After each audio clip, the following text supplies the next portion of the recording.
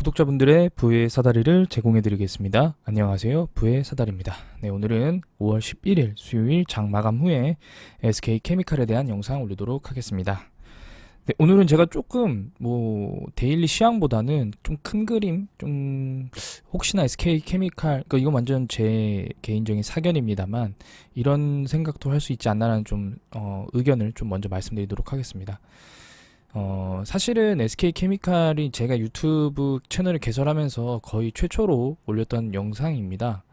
예, 그래서 사실은 많은 댓글 달아주시는 분들도 계시겠지만 사실은 지금은 거의 제 영상을 구독해 주시는 분들만 지금 영상을 보고 계십니다. 그래서 다른 영상들보다는 조회수가 현저히 떨어지지만 저는 어떻게 보면은 첫 종목이다 보니까 현재 지금 고점에서 물리신 분들 혹은 관심을 갖고 계신 분들이 좀 끝까지 좋은 결과를 이룩해내기 위해서 꾸준하게 영상을 올리도록 하겠습니다.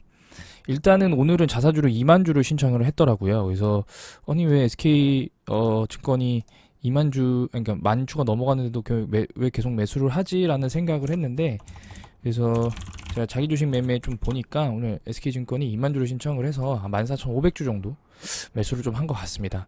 네, 그래서 현재까지 누적 금액으로는 거의 80% 소진이 됐다. 한 100억 정도 남았다라고 좀 보여집니다. 제가 왜 무슨 큰 그림이냐? 일단은 요 한번 보도록 하겠습니다. 현재 SK케미칼은 자기 주식 포함해서 1762만 주를 보통주 발행하고 있습니다.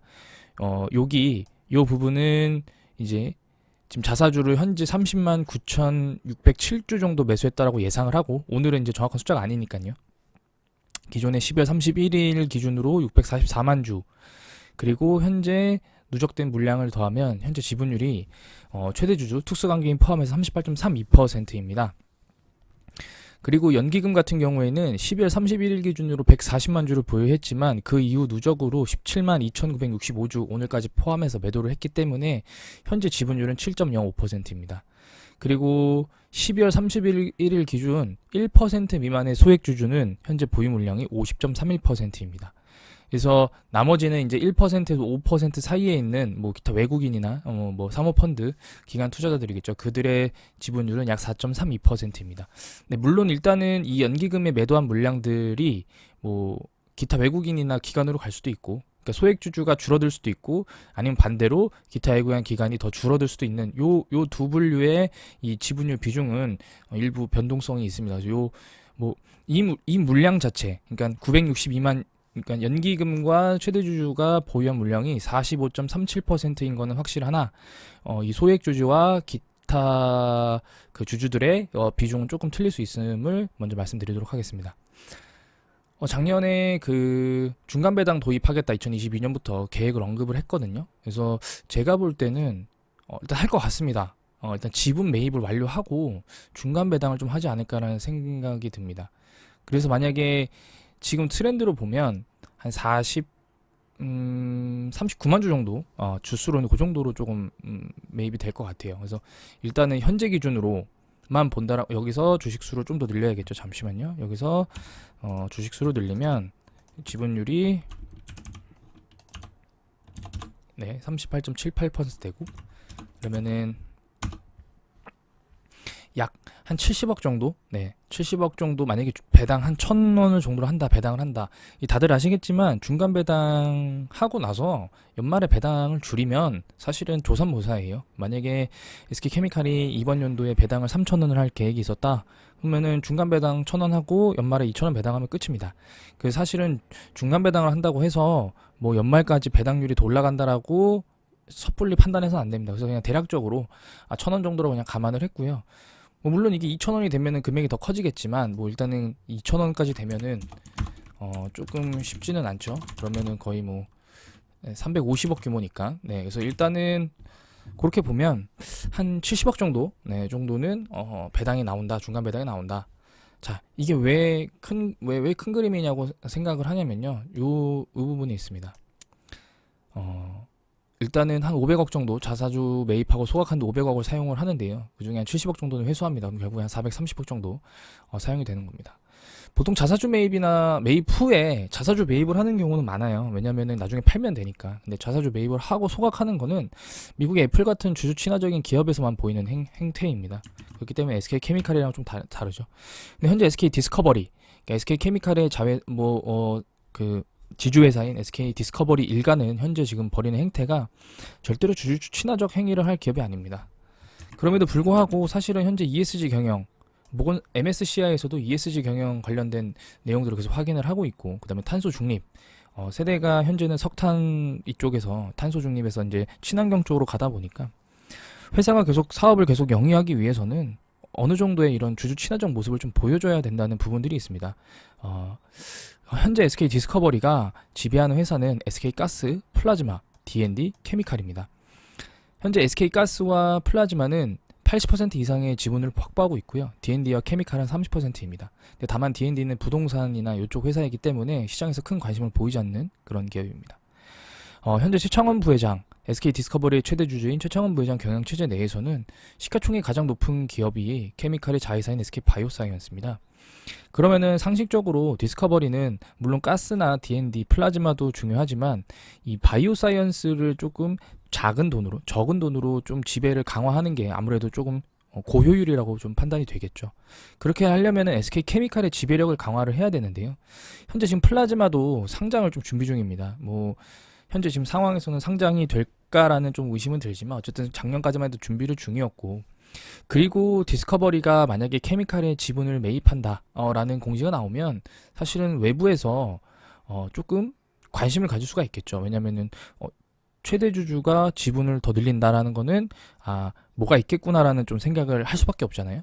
시장에서. 그러면은 외부 관심이 들어오면 사실은 예를 들어서 100억 원으로 10% 늘릴 수 있는 거를 200억 원으로 10%를 늘리는 그런 경우가 발생할 수 있습니다. 물론 이제 반대겠죠. 100억 원으로 10%인데 100억 원으로 5%밖에 지분을 못 늘리는, 왜냐면 가격이 올라가서. 그러면은 사실은 디스커버리 입장에서는 좋지 않잖아요.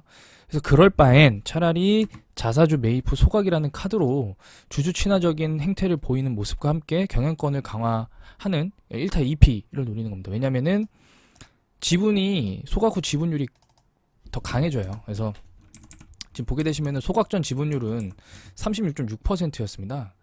근데 이제 이거를 39만 주를 매입을 하면 이렇게 되죠. 네. 왜냐면 소각을 하기 때문에 사라지잖아요. 소각하면은 이 39만 주가 사라지고 기존에 보유한 물량은 똑같기 때문에 지분율이 약 1% 조금 안 되게 올라갑니다. 그래서 그리고 제가 왜 이렇게 생각을 하냐고 하면 사실은 자사주 매입을 할 때 누누이 말씀드렸지만 매도 호가에 있는 물량을 잡는 게 아니고 밑에서 바닥에서 받아먹어요. 그래서 바닥에서 받아먹기 때문에 이 부분은 아무래도 그러니까 400억이지만 결국에는 남한테 퍼주는 돈이 아니고 본인들의 지분을 확대하면서 돈을 사용하는 거기 때문에 어떻게 보면은 가장 좀 최소의 비용으로 지분을 확보하고, 그리고 어떤 시장에서의 어떤 그런 대외적인 긍정적인 모습을 보여줄 수 있는 그런 카드가 아닌가 싶습니다. 거기다가 추가적으로 그냥 500억이 다 날아가는 게 아니고 매입 후에 중간 배당하면 그것도 가져가거든요. 보통 제가 한번 이런 기업들도 있습니다. 제가 알고 있는 기업 중에 HPO라고 조그마한 코스닥 상장사가 있는데요. 이 회사는 이제 배당을 할 때 지금 보게 되시면은 그 대표 최대 주주는 배당률이 다릅니다. 지금 보게 되시면 보이시죠? 최대 주주는 75원, 그 외 주주는 300원입니다.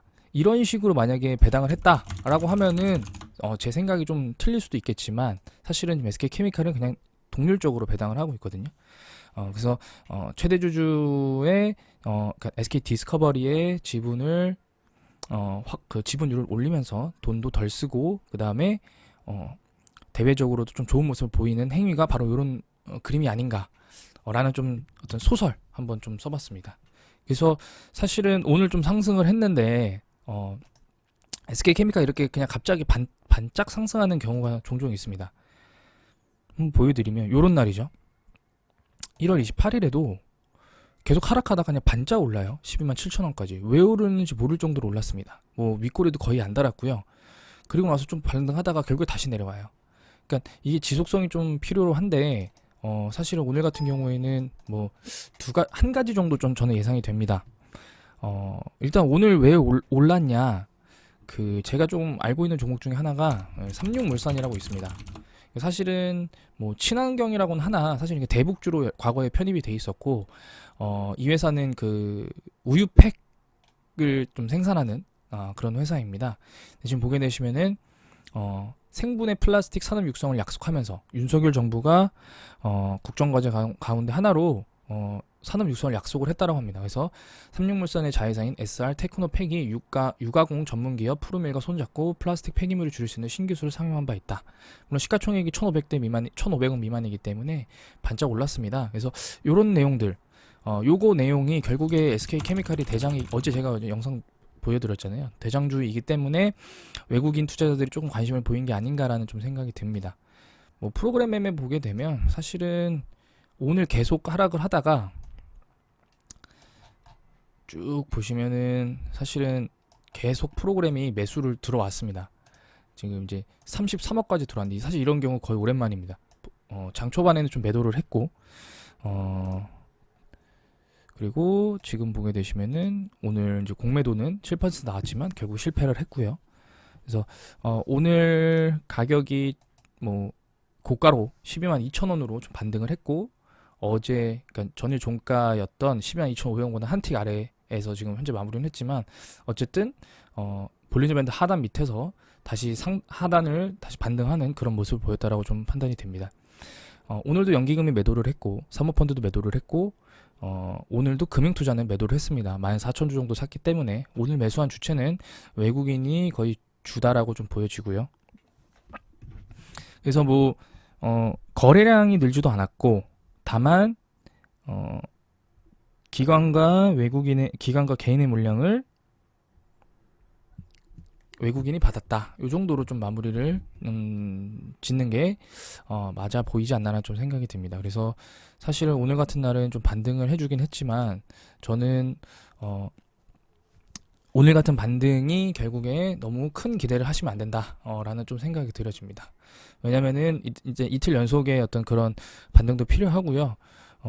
그리고 오늘 같은 경우는 SK 바이오사이언스도 반등을 해줬는데 결국에 외국인이 들어오면서 반등을 했습니다. 그래서 프로그램 매매 때문에 사실은 뭐 반등을 했기 때문에 저는 크게 아직까지는 조금 못 믿었다라고 좀 판단이 되어집니다.